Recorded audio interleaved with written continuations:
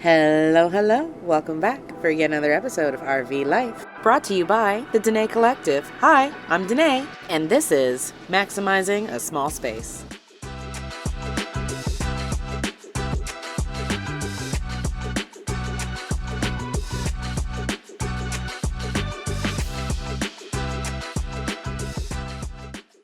Oh man, I don't know what bug crawled up my behind, but I was very much in an anxious energy, really just wanted to clean and just freshen up my space and try to declutter a lot of things that I found just really weren't working for me.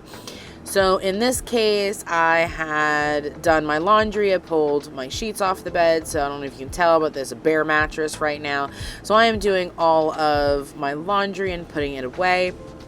Now, I have been living in a small space, not just an RV, for a while now. I did not have access to a closet until I got into this RV, at least in the last 10 years. So it's actually highly gratifying to me how many things that I can just hang up and not have to worry about. However, there is only so much height space that I can hang things in. So I do still have to make sure that I am aligning things in a certain way so that everything isn't dragging on the folded clothes that are on the bottom, and so I can still see what's going on inside my closet. So in this case, I have folded my long pants and tucked the legs into the pockets. I have been using this tri-fold method on my clothes for a long time. If you have ever watched Marie Kondo's, whatever the heck the show is called, she has a similar folding technique. I call it a tri-fold because more often than not, it only requires me to fold it 3 times and then I roll and tuck. And my favorite part about this technique is that I could literally drop my clothes. My cat can sprawl all over my laundry, which he will do on screen shortly. But I could throw my clothes across the room and they'll still be folded, and that's my favorite part. And it also makes getting ready for the day every morning much faster, much simpler. I don't have that decision fatigue when I am putting together my outfits, and I'm also not doing a lot of women I know say that they don't really have any kind of organization to their underwear drawer, and I'm just I can't do that. I can't put on 2 different textured undies and I would spend the entire day fussing with one or the other. So I usually pre-plan this. You'll see that coming up, but the tri-fold technique works on pretty much any clothing except for your really, really bulky items. I have done it on jeans, but it's not worth doing it on jeans because then it's just so big.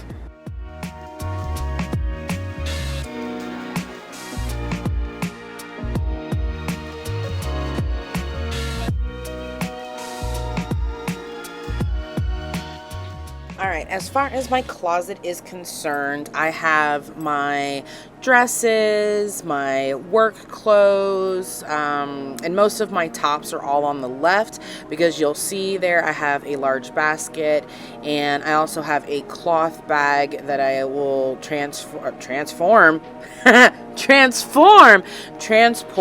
my dirty laundry in. The basket is more for just excess stuff that really doesn't have a place, and I haven't decided what to do with it yet.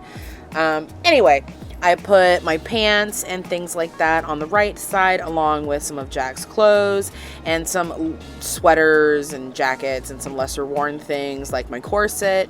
I do also have behind this window on the right where my grandmother's urn is, there is a small closet over there, and I keep my thicker winter jackets and long cardigans in there because it's not necessary on a yearly basis for me to have that out and about.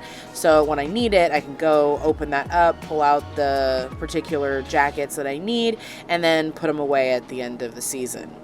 So you'll also see that I fold my socks, and that's because I have a little tray. yeah, I guess a tray that I put them in versus just rolling them and having them be all bulky. This keeps them flat and standing upright so I can actually see the pattern. So as far as my intimates are concerned, I hate wearing underwire bras because I'm a big chested girl, and more often than not, it's less than a month before the underwire is stabbing me in my chest or in my armpit, and it's just not worth it. So I wear a lot of bralettes and crop top style bras and sports bra style bras. So because of that, I have pretty much a bra to go with every pair of underwear, and I guess I'm a little obsessive. I do have enough pairs to last an entire month plus 5 days, and that actually might be an inaccurate count. I probably have a little bit more than that because not everything is in there. I am wearing them right in this video. But yeah, you'll see that I am picking out a top to go with the bottom, and once I've figured that part out, I'll tuck the crotch into the waistband of the bralette or the crop top or the sports bra, and then I will fold that in half, and then I'll fold those in half horizontally, tuck them together so that they can stand upright, and then they go in that little basket for me to use later. I will do a 3-minute little short video that is a little bit more up close and in depth of how I do my trifold, so keep an eye out for that. But let's go ahead and move on. So before anyone starts asking any questions, this is not an advertisement. Not interviewed. I researched, found, and purchased these things all on my own because I was trying to figure out how to make my life a little bit simpler. So this is the carotte. Excuse my unnecessary accent, but I'm assuming that's how you say it. It's carrot with one less R and an E at the end. So carotte, carotte. I'm sorry, I've lost all train of thought. Anyway, I researched these pots, and this is I think it's a 23-piece set. These are removable handle pots that are great for, it was recommended for RV lifestyle or campfire cooking, which obviously is what I need because I live in an RV. And I'm sorry, trying to organize the pots and pans that I already had into this little cavity that I'm given as a cupboard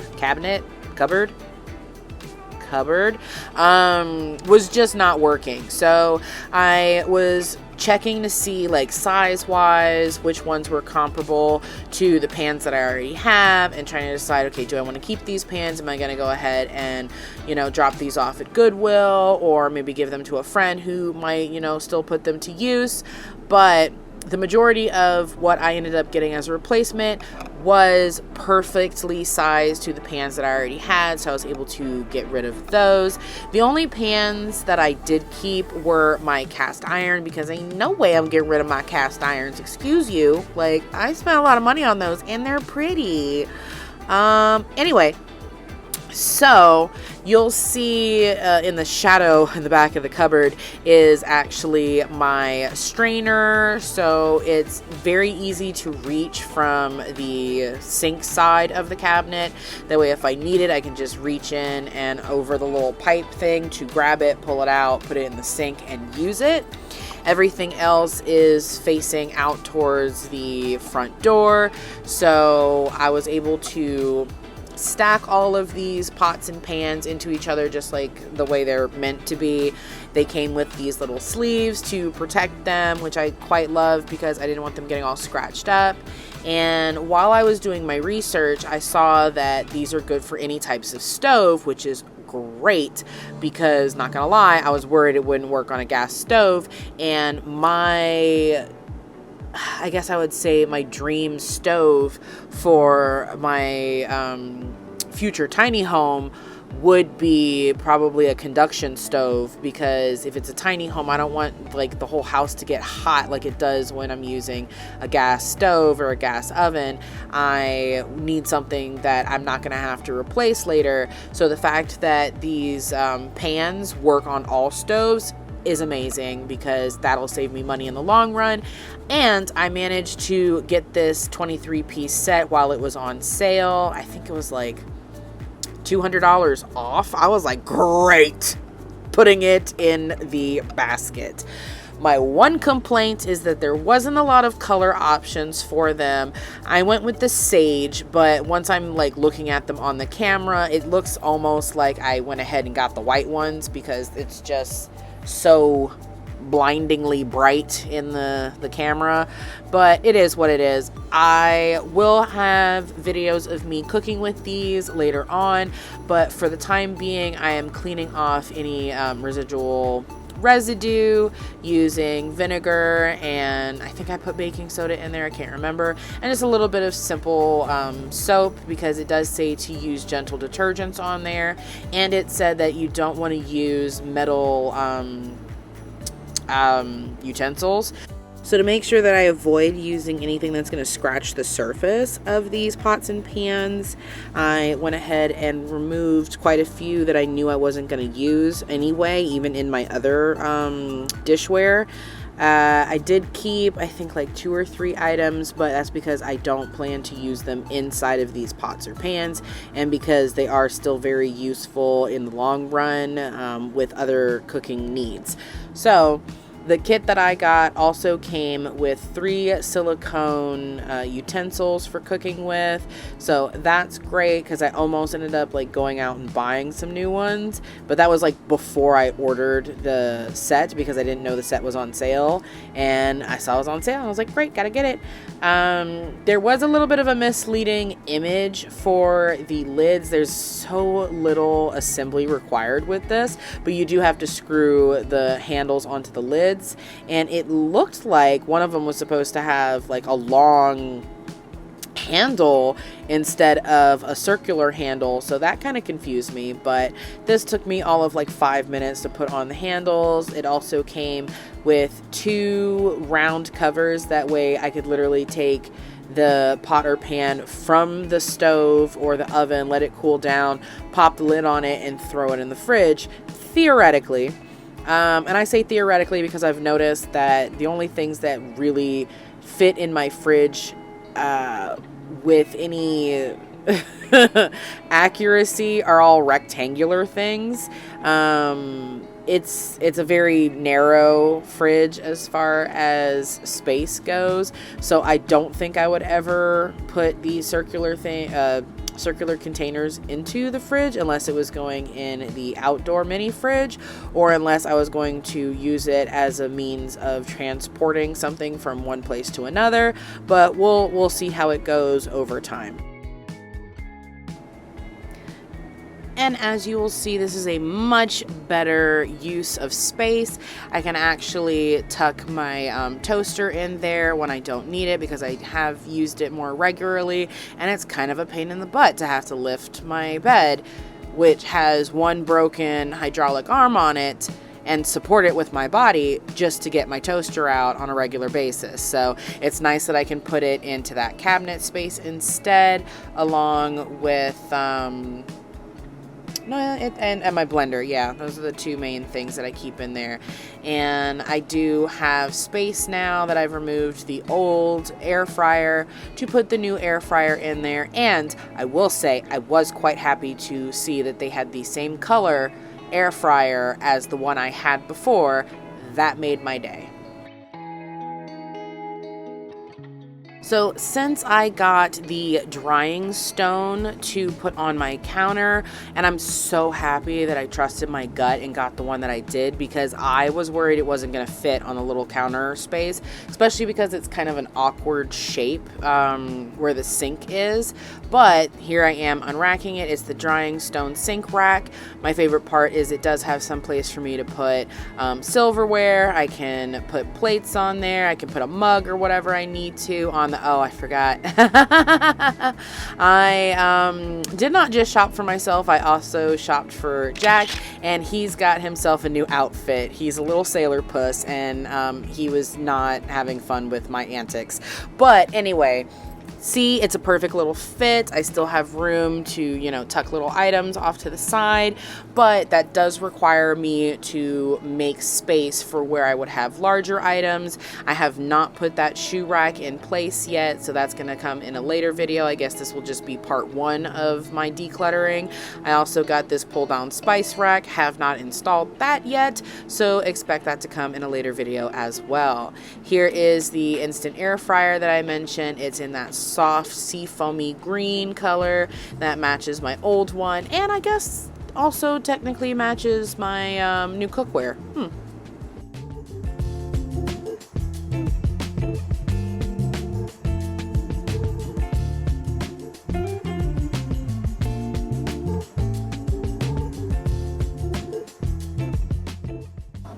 So part of me is disappointed that this arrived with a bunch of like dried styrofoam all over it, because like it was such a pain to remove, but also I wasn't planning to have to do my entire floor today, but because picking all that off left little pieces of styrofoam everywhere, and I didn't want to deal with my cat trying to eat all that, then that required me to go ahead and vacuum and clean the floor. So there is the old air fryer, which decided it wanted to work and not work, and then work and then not work, and then just not work anymore. I really didn't want to have to replace it because it was like the perfect little size for the countertop. It didn't really have like a big basin or anything, but it also just fit better on the counter in the space that I needed it to, but it was just too unreliable. There were moments where I would use it, it was working just fine. I'd go to like toss the items that are inside so that they would, you know, get redistributed throughout the tray, and I'd pop it back in so it could finish cooking, and I'd come back and I'm like, oh, nothing's changed since the last time I opened this, and now my food is half cooked. That's great, love that for me. So I guess it was just time to go ahead and upgrade her. But you see here that and Jack is trying to eat the styrofoam, but I put one of the dish towels behind the sink so that some of my larger items can go there. That may or may not make filming a little bit more awkward, because that is typically where I put the tripod for the camera, but you know, it's touch and go. We'll figure it out.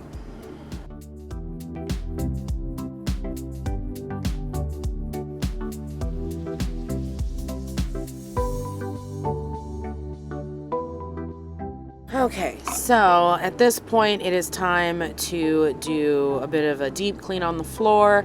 I actually really love this. I think it's a very specific wet and dry vacuum, so it's meant for people with pets, although I have to admit that Jack's fur has clogged it up quite a bit, and at some point I need to take it out and hose out the actual roller part of it, because Jesus, Danae, I was able to clean out the reservoir, and I do that on a regular basis when I go to clean, because I don't want all that like gunky stuff ending up on the floor as I'm cleaning. However, the rollers I think are kind of jammed up by fur, and they're not rotating quite as well as they could be. And you'll see here that I have to use this little cleaning brush to make sure that I am pulling things out of the corner, because the vacuum slash floor mop really does not get into those little nooks and crannies. And because like I said, I need to fully clean the roller on this, it also is just leaving an abundance of liquid, so I had to make sure I went back behind what I was doing and fully dried the floor, and that was just more for like peace of mind as well. I didn't need all that extra humidity in the RV, and I wanted to make sure that I could put everything back where it belonged. All right, well, now that I've finished organizing, I did actually forget to also show the different trays that I got for my cutlery drawer. And I just ended up completely changing it without showing the before, but it's so much better now. Also, I do, like I said earlier, have the items that I still haven't put out yet, like the pull down spice rack, the shoe racks, and I also have some peel and stick wallpaper that I still need to apply, so hopefully that'll show up in another video.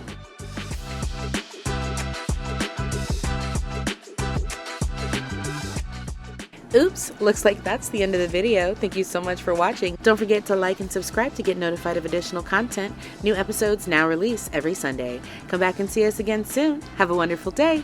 Bye.